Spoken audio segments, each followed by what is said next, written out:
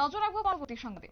তিরুপতি প্রসাদী লাড্ডু বিতর্ক দিন প্রায় 15 গড়িয়েছে এবং সেই জায়গায় দাঁড়িয়ে এই মুহূর্তে এই তিরুপতি প্রসাদী বিতর্ক কাণ্ডে এবার নিরপেক্ষ তদন্তের নির্দেশ এবার দিয়েছে সুপ্রিম কোর্ট। যেহেতু মামলা গড়িয়েছে সুপ্রিম কোর্ট পর্যন্ত এবং কোটি কোটি ভক্তের যে আবেগ, সেই আবেগ জড়িত রয়েছে এই প্রসাদী বিতর্ককে কেন্দ্র করে, এবং যাতে করে আগামী দিনে এক প্রকার নিরপেক্ষ তদন্তের নির্দেশ দিয়েছে সুপ্রিম কোর্টের পক্ষ থেকে। ইতিমধ্যেই জানিয়ে দিয়েছে সুপ্রিম কোর্ট এবং প্রসাদ বিতর্ক চলছে যেহেতু দেশ জুড়ে, এই অবস্থায় হবে নিরপেক্ষ তদন্ত। কি রয়েছে বিস্তারিত শুনবো। আমাদের সঙ্গে যুক্ত হয়ে গেছে প্রতিনিধি সুমন্ত ব্যানার্জি। সুমন্ত, কি বলবে?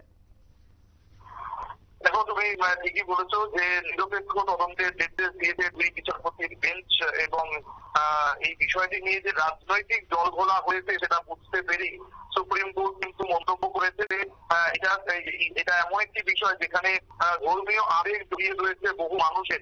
বিষয়টিকে নিয়ে মোটেও রাজনৈতিক জলঘোলা করা উচিত নয়। এই বিষয়টি নিয়ে দেখো, আগেই কিন্তু চন্দ্রবাবু নাইডুর মুখ খুলেছিল।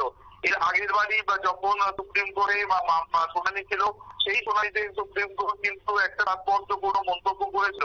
সেখানে বলেছিল যে আপনি নিশ্চিত না হয়ে কিভাবে এই ধরনের মন্তব্য করতে পারেন।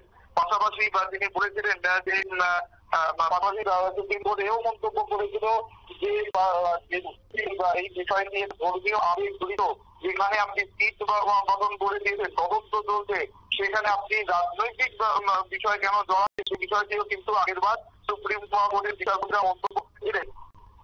এই যে দেখো, প্রসাদী লাড্ডু সেখানে যে প্রচুর চর্বি এবং মাছের তেল ব্যবহার করা হয়েছে, সেই অভিযোগ প্রকাশ্যে আসতেই কিন্তু ক্ষোভে বসে ওঠেন সনাতনীরা এবং ধর্মীয় বিশ্বাসে আঘাত আনার অভিযোগ তুলে সুপ্রিম কোর্টে পিটিশন দাখিল করা হয়েছিল। এবার শুনানি শুরু হতেই বারবার যেভাবে শুনানি যেভাবে এগোচ্ছে, সেই জন্য সেখানে কিন্তু দেখাই যাচ্ছে চন্দ্রবাবু নাইডুকে বারবার সুপ্রিম কোর্টে ধাক্কা খেতে হচ্ছে। এবং আজ সেই মামলার শুনানি চলাকালীন বিচারপতি বি.আর. গাভাই এবং কে.ভি. বিশ্বনাথন বলেন, তিরুপতির বিষয়টিকে রাজনৈতিক নাটক একেবারেই কাম্য নয়। গোটা বিশ্বে ছড়িয়ে থাকা কোটি কোটি ভক্তের আবেগ জড়িয়ে রয়েছে এখানে। এমন গুরুতর অভিযোগে তাদের ভাবাবেগে আঘাত লাগতে পারে। তাই সওয়াল জবাব করে আদালতে রাজনৈতিক লড়াইয়ের মঞ্চ করে তোলার কোনো মানে হয় না বলে মন্তব্য করেছে সুপ্রিম কোর্টের বিচারপতিদের বেঞ্চ।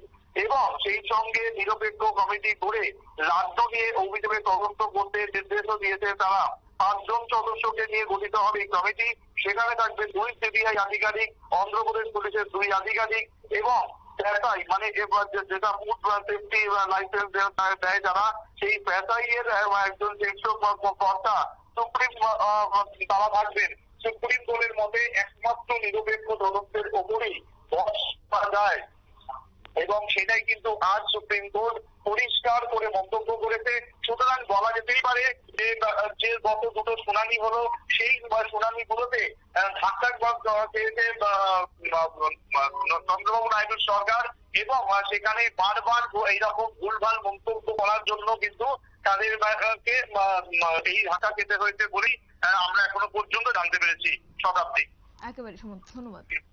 বিস্তারিত বিষয় তুলে ধরলো আমাদের প্রতিনিধি সুমন্ত ব্যানার্জি। তবে ইতিমধ্যে তিরুপতি মন্দিরে যে প্রসাদী লাড্ডু, এবং এই প্রসাদী লাড্ডুর সঙ্গে কিন্তু জড়িয়ে রয়েছে কোটি কোটি ভক্তের আবেগ, এবং সেই ভক্তের আবেগে ঠেস পড়ায় এবার কিন্তু সুপ্রিম কোর্ট কড়া হাতে পদক্ষেপ নিয়েছে যাতে করে নিরপেক্ষ তদন্তের দাবি এবার সুপ্রিম কোর্টের। নিয়ে নিচ্ছে ছোট্ট একটি বিজ্ঞাপন, বিরতির সঙ্গে থাকুন।